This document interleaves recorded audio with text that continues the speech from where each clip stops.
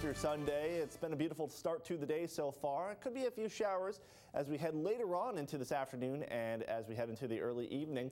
But the good news is what's been happening so far is this dry air that's visible on water vapor imagery has been filtering down to the surface. Hasn't been affecting the dew point too much, though. Still pretty humid out there. We're seeing dews in the 60s. That's extremely humid for this time of year anywhere else in the country but Florida.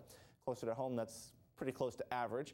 We're a little bit above average temperature-wise today. Walk out the door and it will be in the 80s for the most part. The sea breeze should be moving in over the next couple hours, cooling things off back into the 70s near the beach and increasing rain chances to 30 to 40% for inland areas of the Suncoast.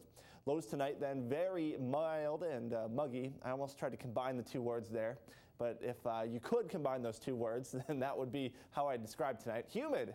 There we go. 62 to 64 degrees overnight. Not a bad night.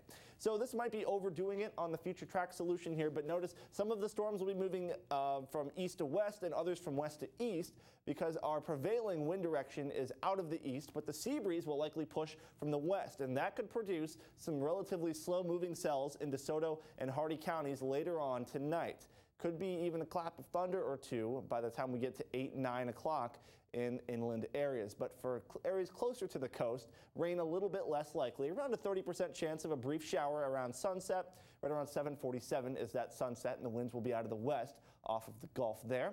And your Freedom Boat Club marine forecast then calls for winds out of the east because that is the overall wind direction. Showers are possible there out over the Gulf, but again, relatively low chances. So anyway, the rest of your 7-day forecast is fairly consistent with low but not no rain chances and highs in the upper 70s and low 80s.